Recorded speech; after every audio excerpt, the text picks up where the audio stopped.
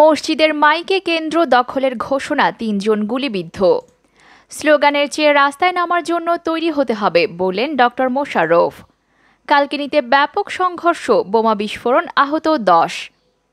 ৩ কারণে যুক্তরাজ্য থেকে বহিষ্কৃত হতে পারেন তারেক জিয়া। এবার দেখুন বিস্তারিত সংবাদ। মসজিদের মাইকে কেন্দ্র দখলের ঘোষণা, ৩ জন গুলিবিদ্ধ।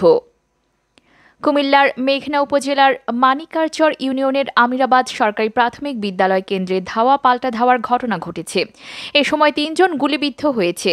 বৃহস্পতিবার দুপুর ১২টার দিকে এই ঘটনা ঘটে। এদিকে স্থানীয় মসজিদের ইমাম মসজিদের মাইকে ঘোষণা দেন, ভোট কেন্দ্রে বহিরাগতরা প্রবেশ করে ভোট দিচ্ছে। এ ঘোষণার পর ভোট কেন্দ্রে উত্তেজনা শুরু হয়। স্থানীয়রা জানান, বেলা ১২টার দিকে একদল বহিরাগত ভোট কেন্দ্রে প্রবেশ করে। এ সময় পুলিশ বাধা দিলে বহিরাগতদের সাথে পুলিশের ধাওয়া পাল্টা ধাওয়ার ঘটনা ঘটে। এ সময় গুলিতে যশ মিয়া, শাওন আহমেদ ও নাজমুল নামে ৩ জন গুলিবিদ্ধ হয়। স্থানীয়রা আরও জানান, মানিকারচর জামে মসজিদের ইমাম মাওলানা নাজমুল হাসান মসজিদের মাইকে ঘোষণা দেন, ভোট কেন্দ্রে বহিরাগতরা প্রবেশ করে ভোট দিচ্ছে। এ ঘোষণার পরই ভোট কেন্দ্রে উত্তেজনা শুরু হয়। তারপরে সংঘর্ষের ঘটনা ঘটে। এই ঘটনায় মসজিদের ইমামকে আটক করা হয়েছে। ওই কেন্দ্রের প্রিজাইডিং অফিসার মফিজুল ইসলাম ঘটনার সত্যতা নিশ্চিত করে বলেন, শান্তিপূর্ণভাবে ভোট গ্রহণ হচ্ছিল। হঠাৎ করে একদল বহিরাগত এসে কেন্দ্রে হামলা চালায়। এ সময় কেন্দ্রের বিভিন্ন কক্ষের কাচের গ্লাস ভেঙে ফেলে। বর্তমানে ভোট গ্রহণ বন্ধ রয়েছে। আমরা পরিস্থিতি স্বাভাবিক রাখার চেষ্টা করছি। স্লোগানের চেয়ে রাস্তায় নামার জন্য তৈরি হতে হবে বললেন ডক্টর মোশাররফ। বিএনপির স্থায়ী কমিটির সদস্য ডক্টর খন্দকার মোশাররফ বলেছেন, কোনো আন্দোলনে জনগণ প্রথম রাস্তায় নামে না, নেতৃত্বকে নামতে হয়। সব আন্দোলনে অতীতের প্রমাণ হচ্ছে যে ছাত্র যুব শ্রমিক ভ্যানগার্ড হিসেবে সামনে থাকে, তারপর রাজনৈতিক দলগুলো থাকে, তারপর জনগণ নামে।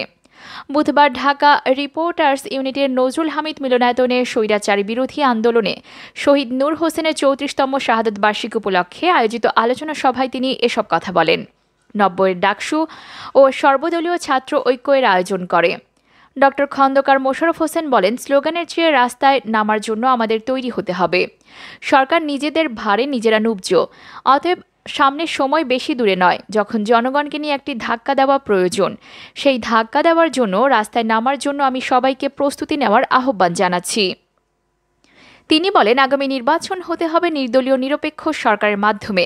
এটা আওয়ামী লীগ কখনো দেবে, এটা কেউ বিশ্বাস করে না। অতএব এই সরকারকে হটানোর জন্য আমাদের কাছে আন্দোলনের বিকল্প আর কিছু নেই।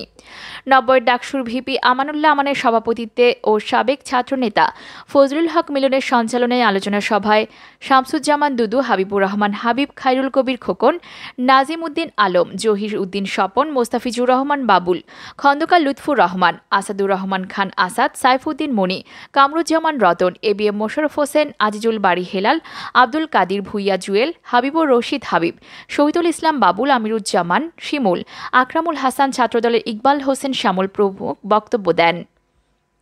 এদিকে কালকিনিতে ব্যাপক সংঘর্ষ, বোমা বিস্ফোরণে আহত ১০।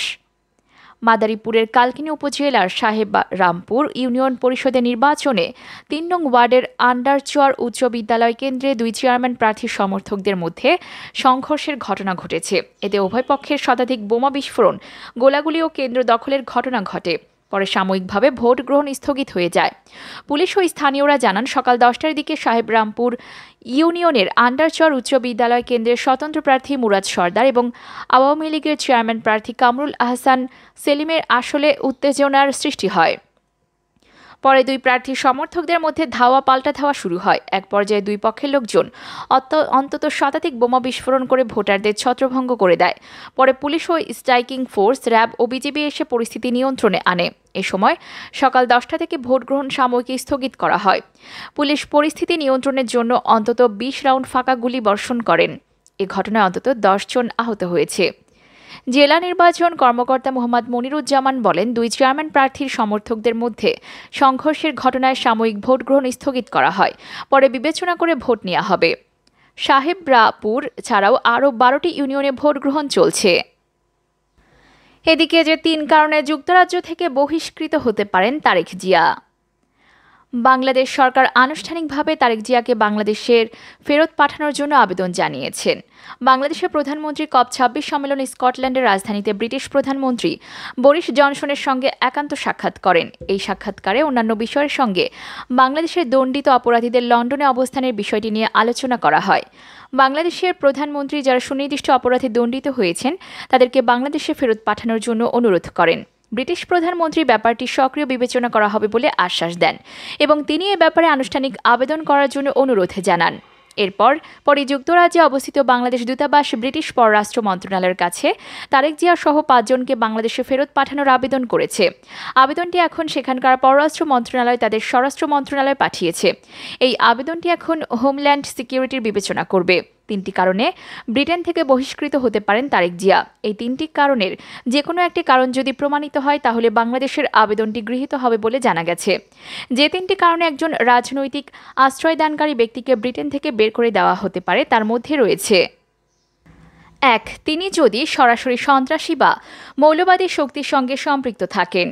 প্রথমেই দেখতে হবে যে তারেক জিয়া 2007 সাল থেকে এ যাবৎকালীন সময়ে লন্ডনে অবস্থানকালে কোনো উগ্রবাদী সন্ত্রাসী গোষ্ঠীর সঙ্গে প্রত্যক্ষ পরোক্ষভাবে যোগাযোগ করছেন কিনা, তাদেরকে কোনো অর্থ প্রদান করছেন কিনা বা তাদের কাছ থেকে কোনো অর্থ গ্রহণ করছেন কিনা। যদি এই ধরনের যোগাযোগের বিষয়টি প্রতিষ্ঠিত হয় তাহলে তার রাজনৈতিক আশ্রয় এবং ব্রিটেনে থাকার অধিকার কেড়ে নেওয়া হবে। 2. অবৈধ অর্থ এবং মানি লন্ডারিং। যদি লন্ডনে প্রমাণিত হয় যে তারেক জিয়ার বৈধ আয়ের কোনো উৎস নাই, অবৈধ উৎস থেকে তিনি অর্থ উপার্জন করেছেন এবং মানি লন্ডারিং করেছেন, তাহলে ব্রিটেনের আইন অনুযায়ী তাকে ব্রিটেনেই থাকতে দেওয়া হবে না, তার অধিকার কেড়ে নেওয়া হবে। 3. ব্রিটিশ আইন এবং নিয়মকানুন ঘোরতরভাবে লঙ্ঘন করে থাকেন। দেখতে হবে তারেক জিয়া লন্ডনে অবস্থানকালে ব্রিটেনের কোনো মৌলিক আইনের লঙ্ঘন করেছেন কিনা এবং এই আইন লঙ্ঘন করে তিনি ব্রিটেনের জনগণ এবং যুক্তরাজ্যের কোনো ক্ষতি সাধন করেছেন কিনা। এই 3টি অভিযোগের যে কোনো একটি অভিযোগই প্রমাণিত হয় তাহলে তাকে আর লন্ডনে থাকতে দেওয়া হবে না। ইতিমধ্যে তার বিরুদ্ধে একাধিকবার অভিযোগ রয়েছে। এই অভিযোগগুলো এখন প্রমাণের অপেক্ষায়। তিনি বাংলাদেশ দূতাবাস ভাঙচুরের ঘটনার সঙ্গে যুক্ত ছিলেন। এটি ব্রিটেনের আইন অনুযায়ী দণ্ডনীয় অপরাধ। তিনি লন্ডনে বসে সন্ত্রাসী জঙ্গিবাদ এবং যুদ্ধাপরাধী গোষ্ঠীকে মদত দিচ্ছেন এবং তাদের পৃষ্ঠপোষকতা প্রদান করছেন। এটিও যদি প্রমাণিত হয় তাহলে পরের তারেক জিয়া দেশে থাকবে, সেখানে থাকতে পারবেন না।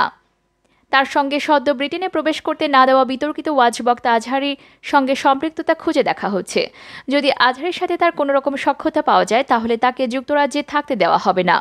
তবে বিষয়গুলো নির্ভর করছে তদন্তের উপর। এই তদন্ত কতদিনে শেষ হবে সে সম্পর্কে এখন পর্যন্ত কিছু জানা যায়নি।